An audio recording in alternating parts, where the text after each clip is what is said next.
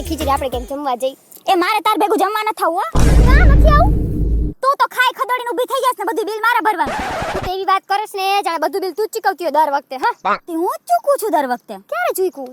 છેલ્લા 3 વખતથી તો હું જ ચૂકું છું. Come on. હારું હાલ ને આજે વખતે હું ચૂકવી દઈશ બસ હાલ. હવે જાને છેલ્લા 3 વખતથી તો હું જ ચૂકું છું ને આવું તો તું ગયા વખતે કહેતી હતી પણ થયું હું જઈએ બિલ ચૂકવવાનો વારો આવ્યો હોય એટલે તે પોતે તો તરત બાથરૂમમાં ઘરી ગઈ અને પછી જેવું મેં બિલ ચૂકવી લીધું એટલે તરત બહાર આવી ગઈ. પણ એ તો લાગી હોય તો જાવું તો પડે ને ખીચડી. આહાહા તારું ટાઈમિંગ પણ ગજબનું. બિલ દેવાનો વારો આવે તો એ તારે જવું જોઈએ. એમાં દર વખતે થોડી આનો ટાઈમ કે આનો ટાઈમ નક્કી હોય. દર વખતે તને મારો જ વાંક દેખાય છે. વાઘ જેનો હોય ને એનો કેવો પડે. તારો વાંક હોય છે દર વખતે. ના મારા સનામાનમાં વાઘ. તે દિવસે આપણે પાલક પનીરનું શાક ખાવા ગયા તા તે કેવું કહ્યું તું બધું પનીર વીણી વીણી થઈ ગઈ માર ભાગે ખાલી રસો રહેવા દીધો. એ ડોબા જેવી પેલા તો પંજાબી શાકમાં કોઈ દી રસો ન હોય એમાં ગ્રેવી હોય ગ્રેવી. હા તો મારે પણ હેત એકનો નકરો રસો હતો અને પાણીમાં ઓલા ફોડવા તરતા તા. તો મને એવું લાગે કે તારા શાકમાં કોકે પાણી નાખી દીધું હોય. હા એ તું જ હતી. એલી કઢી હું તારા શાકમાં પાણી હું કામ નાખું? તે તું મારું શાક ખાઈ ગયા પછી ઓછું ન લાગે ને વાટકીમાં અધૂરું ન લાગે ને એટલે પાણી નાખી દીધું. કઢી તો આવી વાતું કરમાં તારું કર પેલા. એકવાર આપણે જ્યારે ગયા તા છાસ પીવા તે છાની માની તે મીંદડીની જેમ બધી મારી છાસ પી લીધી હતી. લે પણ ઈ છાશ તો મારી હતી તો પીવું જ ને. તારી છાસ હતી એમ? તો બે છાસ તારી હતી તો મારી છે નહીં મારી કઈ છાસ? તો આ તારું ટેબલ ને મારું ટેબલ. મારા ટેબલે છાશ પડી હોય તો મારી જ છાશ પીધી હોય ને મેં. હા બીજી વાર જો હવે જहीं આપણે જમવા જઈને ત્યાં જો તું હું છે ને સ્કેચ પેન લઈને જાઉં. કેમ સ્કેચ પેન? જેવો વેટર મારી બાજુમાં છાસનો ગ્લાસ મૂકવા આવે ને એટલે તરત જ ગ્લાસ લઈ અને એમાં સ્કેચ પેન થી ખીચડી લખી નાખીશ. પછી જોઉં છું કોણ મારી છાસ પીવે છે. તો તું સ્કેચ પેન લઈને આવી છે તો હું તે રબર લઈને આવીશ. રબર નું શું કરીશ? ઈ છે ને જ્યારે હે ને તું લખી નાખીશ તારા ગ્લાસમાં ખીચડી એમ વાગી પાછી થઈશ ને એટલે હું છે ને રબર થી એને વીખી નાખીશ.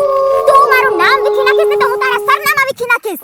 પણ તું તો એક છાશના ગ્લાસ માટે આટલી બધી ગરમ કેમ થાસ? ગરમ જ થાવ ને. ઠંડી છાસ તે મને કોઈ દી હરખાઈ પીવા દીધી છે હું ઠંડી થાવ. હા તો તારો વાક હોય જ છે. કા મારો છે ને વાક?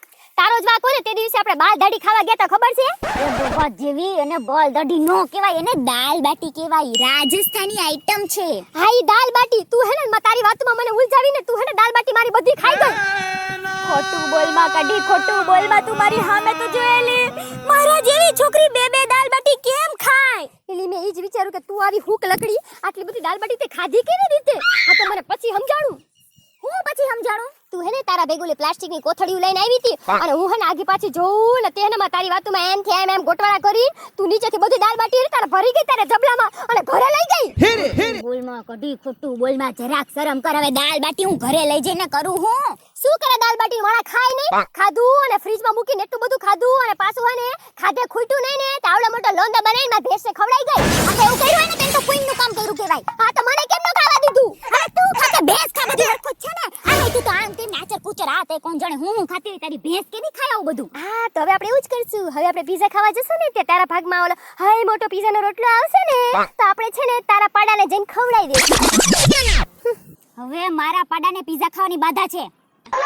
પીઝાની બાધા છે? હા હવે જો મારા પાડાના લગ્ન થયા એને પૂરા 2 વર્ષ થઈ ગયા તો એના ઘરે કઈ નાનકું છે નથી. હવે એને હારા દિવસો કઈ આવશે પછી તો પીઝા ખાવું. તો જ્યાં સુધી નાનકું આવે નહીં ત્યાં સુધી પીઝા નહીં ખાવાના એવું?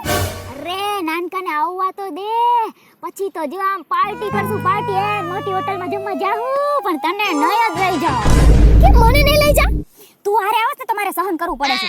શું સહન કર્યો તા લગીમાં? યાદ કર ઓલા બધા દિવસોના હાઈવે ઉપર જ્યારે આપણે રોટલી ખાવા જતા ત્યારે મારી 5 રોટલી તું ખાઈ જતી. પણ એલી ઈ તો પવનના લીધે હો ભાઈ. ઈ ઉડી ઉડીને આવતી મારી થાળીમાં એટલે હું તો ખાઈ જ લઉં ને. પાછી આપી નો દેવાય મને. પણ હું પાછી કેમ આપું? મારા ભાણામાં આવી તો હું ખાવ જ ને. તારે રોટલી મને પાછી આપી દેવાની બસ બીજું કઈ પણ નહીં. તારી રોટલીને હાચવી જોઈ ને. હા હું ક્યાંથી ને ધ્યાન રાખવા જાઉં રોટલીનું? પવનની ઉડીને આવી જાય એમાં મારો વાત. અરે ઉડી જાય ને એના માટે શું આય થપ્પીમાં હે ને રોટલીની થપ્પીમાં મોટો પથરો મૂકી દેવાનો. રોટલીની થપ્પીમાં પથરો મૂકી દેવાનો. હારું હાલો મૂકી દે રોટલીની પથરીમાં પથરો. હારું હાલો મૂકી દે રોટલીની થપ્પીમાં પથરો મૂકી દે. પણ તું ત્રોફા પીવાની ભૂંગળીથી મારી દાળ પી જાશે એનું શું કરવાનું? તો તારે એના ઉપર રોટલી ઢાંકી દેવાની ને. હા એના ઉપર રોટલી ઢાંકું ને ઈ પવનની ઉડી જાય તો એના ઉપર પથરો મૂકવાનો. તો આપણે હોટલમાં ખાવા જઈશ કે પથરા મૂકવા? હવે ઈ તો પવનને લીધે થાય હવે આવું બધું. શું તું એ પવન ભેગો હતો એટલે નહીં તું ભેગી હતી ને એટલે એવું થાય છે. મને કે તારા ભેગું રહેવાનો કઈ શોખ નથી કે અરે ખાવાનો શોખ નથી? હું તો આ હાલી હા લીવાડીને ક્યાં થાત? આયા ને આયા જ ઊભી રહેજે. એટલા બધા બિલ છે ને બધા ચૂકવીને જાજે. શેના બિલ? શેના બિલ વાળી ની મારી હારે જે કઈ પણ ખાધું પીધું છે ને એના બિલ. આ ઓલું પાલક પનીર જે પોતે વીણી વીણી ખાઈ ગઈ હતી ને દાલ બાટી તો બધી ઘર ભેગી કરીને બધું ખાઈ ગઈ હતી એને હું બિલ દઉં? ખાવું તારે ને બિલ મારે ભરવાના? બિલ તો તારે બધા દેવા જ જોઈએ, ઓલા છાસના ને રોટલીના તો દેવા જ જોઈએ. હવે ઈ તો છાશ ને મારા ભાણું બાજુમાં પડી હતી ને એટલે મેં પી લીધી ને રોટી તો તારા ભાણામાંથી મારા ભાણામાં ઉઠતી હતો હું તો ખાવા જ ને. હા